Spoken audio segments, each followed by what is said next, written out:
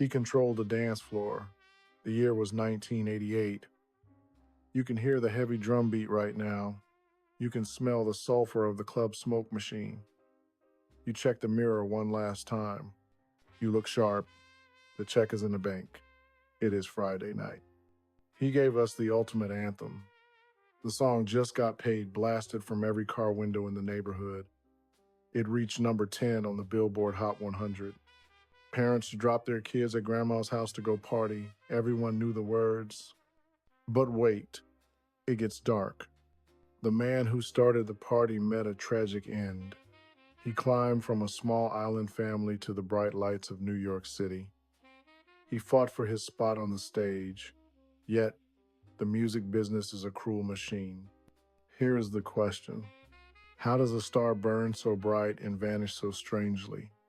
Rumors swirl about stolen songs and missed chances. Some say the hit record was never meant for him at all. The truth is stranger than the lyrics. Today, we pull back the curtain on the rise and the heartbreaking fall of a New Jack Swing legend.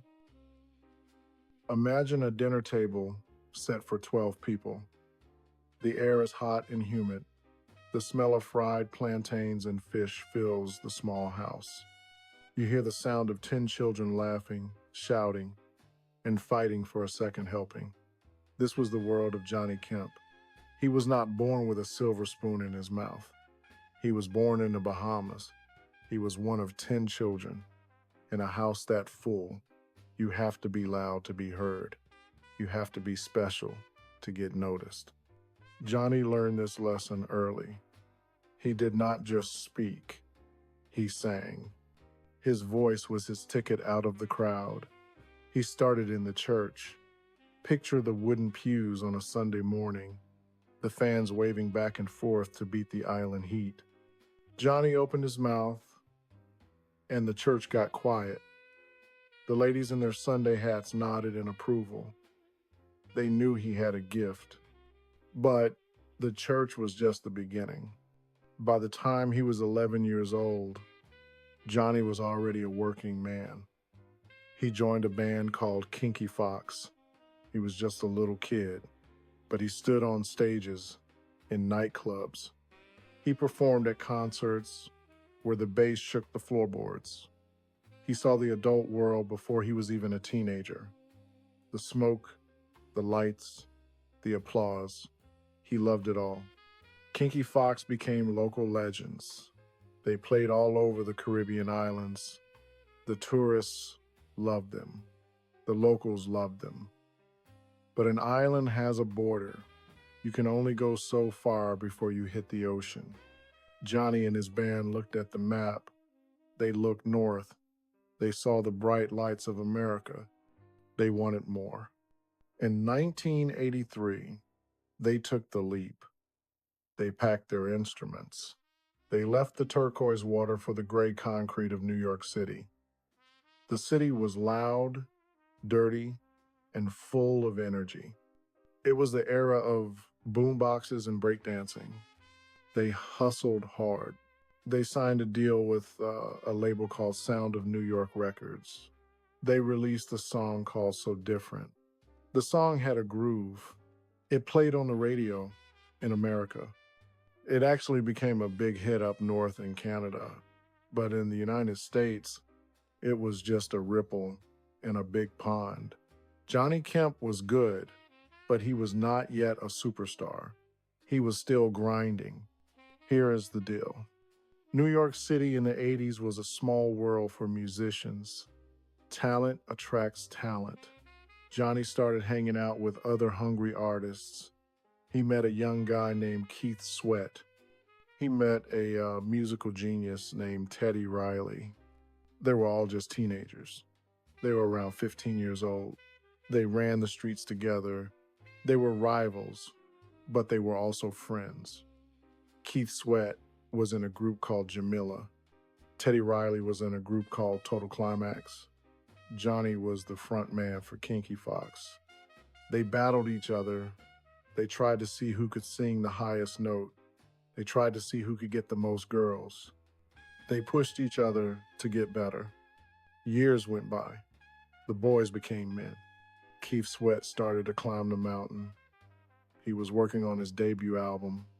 It was called Make It Last Forever. He was in the studio with Teddy Riley. They were cooking up magic.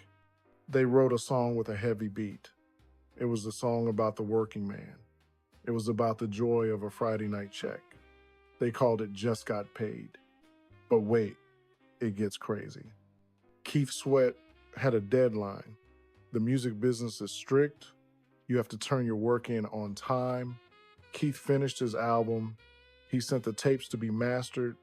That means the album was locked. You cannot add anything. You cannot take anything away. But they still had this one song.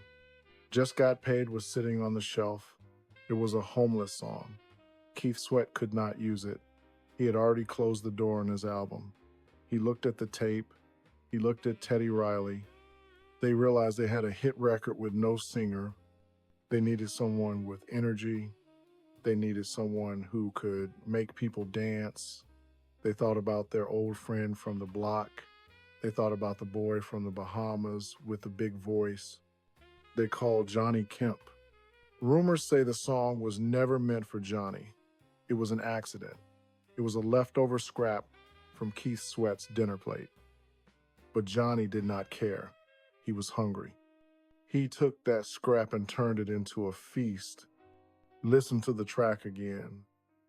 Imagine Keith Sweat singing it. Keith has a nasal, whining style. It is smooth, but it is low energy. Now think of Johnny. Johnny attacked the song. He screamed. He shouted. He brought the church and the island club to the track. He made it his own. He recorded the vocals. The producers added the heavy drums. They added the synthesizer stabs that sound like jagged glass. The song was released in 1988. It exploded. It hit #1 on the dance charts. It blasted out of Jeeps in Brooklyn.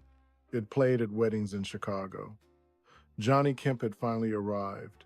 He stepped out of the shadow of his 10 siblings. He stepped out of the shadow of Keith Sweat. He was the man of the hour. The money rolled in. The fame washed over him like a tidal wave. But fame is a tricky thing. It gives you everything you want, then it asks for a price. Johnny Kemp was standing on top of the world. The view was beautiful, but the drop was steep. Nobody stays at #1 forever. The phone eventually stops ringing. The silence that follows a hit record is louder than the applause. Johnny was about to learn that the music industry is a cruel machine. It chews you up, and when the hits stop, it spits you out. He had the anthem of the year, but darkness was waiting just around the corner. The year was 1988. The summer heat rose off the concrete in waves. But inside the clubs, the temperature was even higher. You know, the feeling. You walked into the party. The bass hit your chest like a sledgehammer. The air smelled of expensive perfume and hairspray. The DJ grabbed the microphone. He did not have to say much. He just dropped the needle on the record. The drums kicked in. That heavy, synthesized beat rattled the windows. Then came the voice. It was not a polite whisper. It was a shout of pure joy. Just got paid. Johnny Kemp owned the world that year. The song did not just climb the charts. It exploded. It shot to #1 on the R&B charts. It crossed over the racial divide and hit #10 on the Billboard Hot 100. Think about that for a second. A young man from a crowded house in the Bahamas was now standing on top of the American music industry. He was trading punches with Michael Jackson. He was competing with Prince. He was no longer just one of 10 children fighting for food at the dinner table.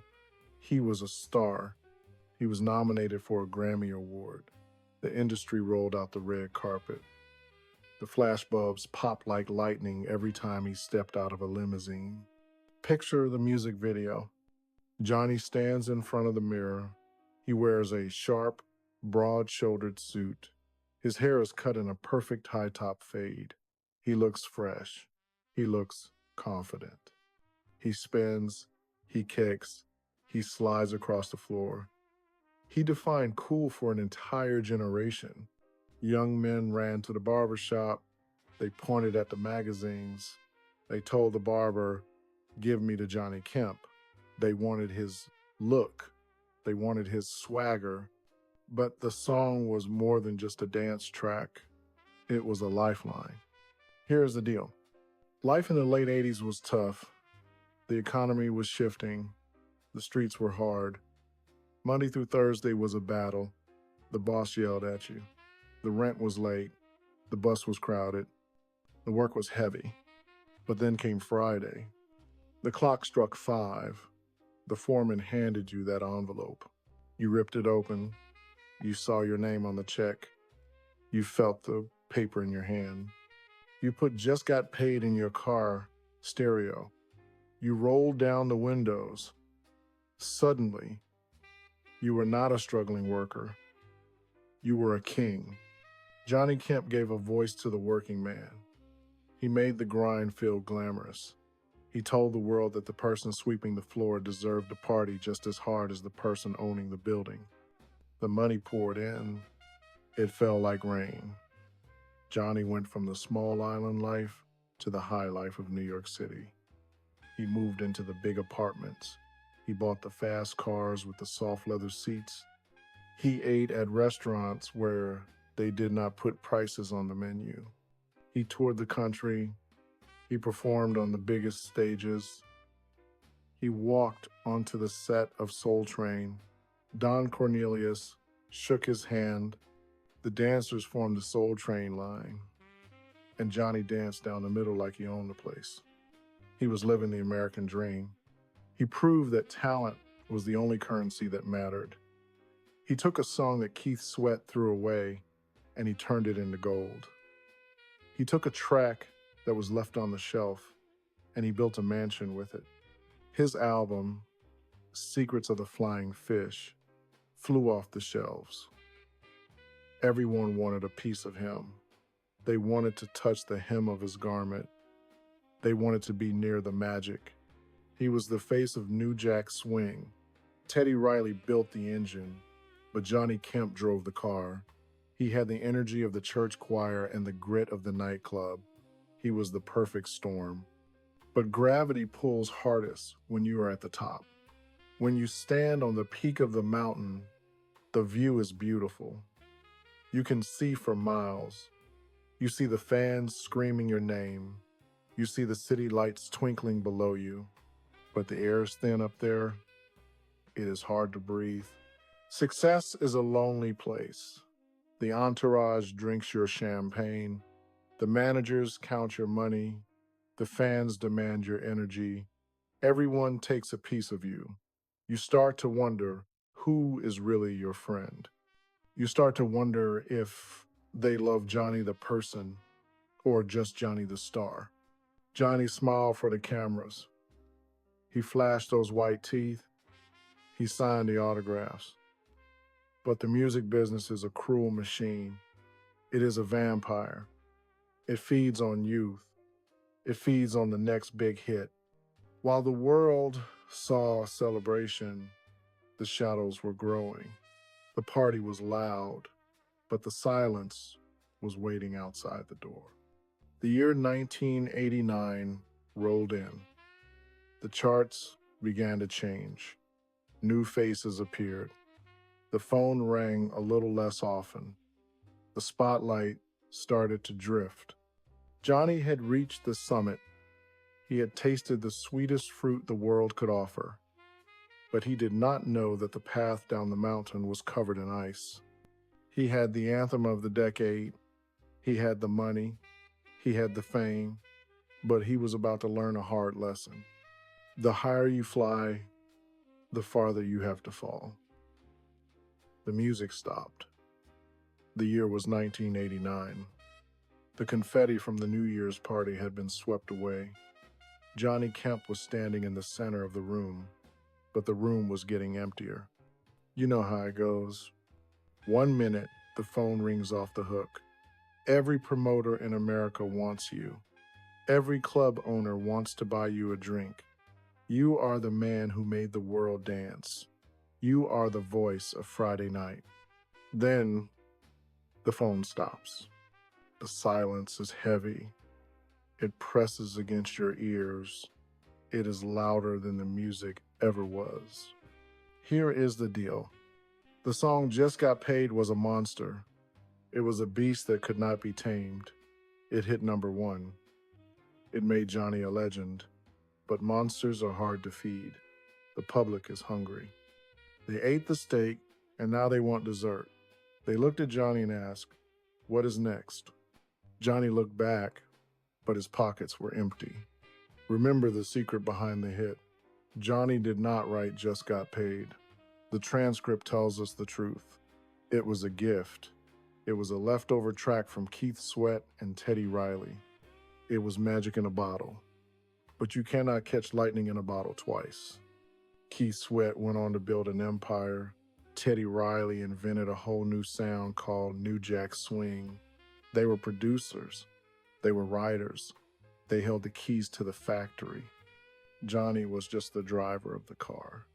And when the car ran out of gas, he did not know how to fix the engine. The 1990s arrived. The sound changed. Hip-hop grew harder. Grunge music took over the radio.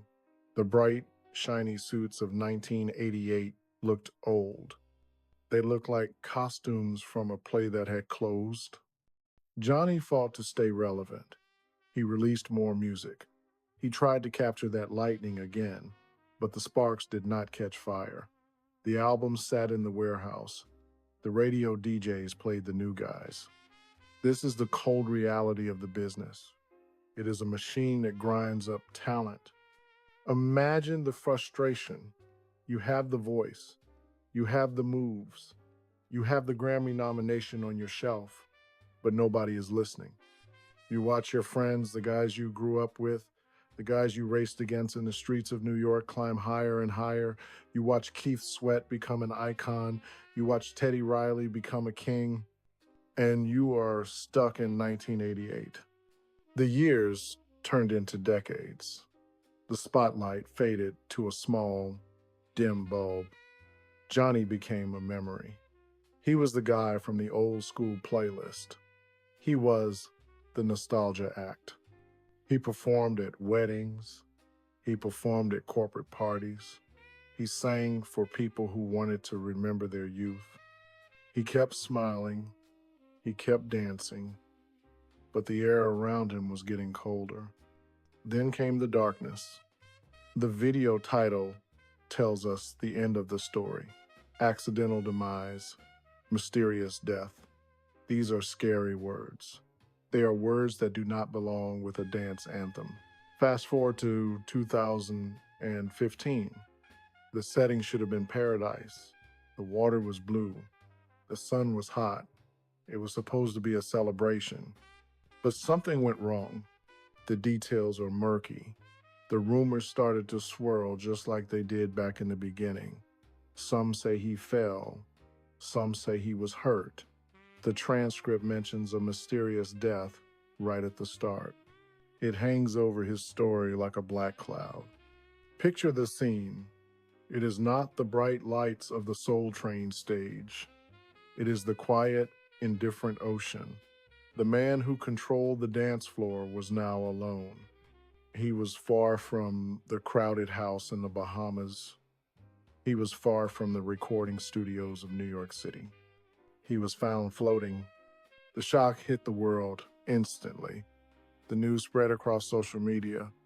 Fans who had not thought about Johnny Kemp in 20 years suddenly felt a sharp pain in their chest. They remembered the Friday nights. They remembered the money in their hand. They remembered the joy he gave them. And now, he was gone. The police reports were confusing. Was it an accident? Was it something else? The questions piled up. The answers were scarce. It was a tragic end for a man who brought so much light. He climbed from the bottom, reached the very top, and then slipped into the dark water. Gravity is a cruel mistress. He spent his life trying to get paid, trying to make it last forever. In the end, the music business took everything. It took his youth, it took his energy, and in a strange twist of fate, the story ended in mystery. The man who gave us the loudest anthem went out in the quietest way possible. The silence was deafening. The news broke on a Thursday. It was a cruel irony. The man who owned Friday night did not live to see one last weekend. The year was 2015. The internet caught fire. Twitter timelines filled up with old photos. Facebook feeds turned into a memorial wall. Everyone posted the same video. Everyone shared the same song, Rest in Power, Legend, soundtrack of my youth. The tributes poured in like water. The love felt overwhelming. It felt like the whole world was mourning the boy from the Bahamas. But wait, look closer. There is a bitter taste underneath the sweetness. The music business is a place of smoke and mirrors. The reaction to the death of Johnny Kemp revealed a harsh truth about fame. Here is the ugly reality. For 20 years, the phone did not ring. The same people posting tributes were the ones who scrolled past his name in the 90s. The radio stations playing his song in tribute were the same stations that refused to play his new music in 2005. They called him a one-hit wonder. That label is a heavy chain. It drags a brilliant artist down to the bottom of the ocean. It tells the world that a lifetime of work only matters for 3 minutes and 30 seconds. The media played the clip of Just Got Paid. They showed the high top fade. They showed the shoulder pads. They froze him in amber. They acted like he ceased to exist after 1989. But Johnny lived. He breathed. He kept singing. The source material tells us about his start with Kinky Fox. It tells us about the hit So Different that rocked Canada. He was a seasoned performer. He was a veteran of the stage since he was 11 years old. Yet, the American media reduced him to a single moment. This is the hypocrisy of the spotlight. When you are hot, they want to buy you dinner. When you are cold, they lose your number. When you die, they pretend they were your best friend all along. The years following his peak were quiet. The silence was loud. The musical landscape shifted beneath his feet. The 1990s brought a harder sound. The smooth, joyful dance pop of the 80s fell out of fashion. Baggy jeans replaced the sharp suits. Anger replaced the joy. Johnny Kemp was a man of style and grace. He did not fit the new mold. He did not chase the trends. He stayed true to his voice. And for that, the industry punished him. While Keith Sweat built an R&B empire, Johnny fought for airtime. While Teddy Riley changed the sound of the radio, Johnny fought for a contract. The fans grew up. They got jobs. They got tired. They stopped going to the club. They stopped buying records. They forgot about the man who made them dance. Until the tragedy struck. The details of his death remain a shadow. The transcript speaks of a mysterious death. It speaks of an accidental demise. He was found on a beach in Jamaica. He was supposed to be on a cruise. He was supposed to be performing.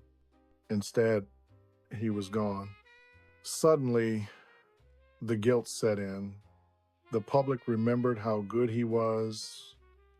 They remembered the feeling of the paycheck. They remembered the smell of the Friday night air. They realized what they had lost. They lost a pure talent. They lost a man who sang from his soul. They lost the underdog who fought his way from a house of 10 children to the Grammy Awards. The tragedy is not just that he died. The tragedy is that we waited until he was gone to give him his flowers. We danced to his song for decades. We let him provide the soundtrack to our happiest moments. But when the music stopped for him, we left him dancing alone. Now, the song plays on. You hear it at weddings. You hear it at barbecues. You hear that heavy drum beat and that scream of joy. Just got paid. It is a happy song. But now, for those who know the story, the rhythm hits a little different. It sounds like a celebration, but it feels like a goodbye. The curtain fell, the applause finally returned, but the theater was empty. The police reports closed the case. The year was 2015. The paper said he died on a beach in Jamaica. They called it an accident. The cruise ship left without him. The mystery of his final hours still lingers like smoke in a cold room. But you cannot kill a melody. Go to a family reunion this summer. Smell the charcoal on the grill. Watch your uncles playing dominoes. Wait for the sun to go down. The DJ will drop the needle. You will hear that heavy industrial drum beat. You will hear that famous scream, just got paid. In that moment, Johnny Kemp is not dead. He is alive in every speaker. He is alive in every person dancing on the lawn. Here's the deal. The music business is a cruel machine. It forgets names. It buries talent. It moves on to the next young star before the ink is dry on the contract. But the business cannot control the people. Johnny Kemp gave us more than a song. He gave us a feeling. He captured the pure relief of the working man. He bottled the joy of surviving another hard week. As long as people work 9 to 5, this song will matter. As long as bills are due on the first of the month, Johnny Kemp will remain a king. Critics might call him a one-hit wonder. That is a lazy label. Keith Sweat wrote the lyrics. Teddy Riley built the beat. But Johnny Kemp provided the spirit. He took a leftover track and turned it into a cultural monument. He proved that you do not need a catalog of 100 songs to be a legend. You just need one song that tells the truth. He started as a boy in the Bahamas fighting for a place at the dinner table. He ended as the voice of a generation. He was the underdog who stole the show from the giants. The spotlight has turned off. The high-top fade is gone. The bright suits are packed away, but the energy remains. Next time you hear that track on the radio, do not just dance. Listen to the hunger in his voice. Remember the man who sang for his life. Remember the artist who made the weekend feel like magic. Some stories end without closure, but dignity doesn't need applause. Where were you the first time you heard this anthem? Did you try to copy his dance moves in the mirror? Tell us your favorite Friday night memory in the comments below. We want to honor the legend with you.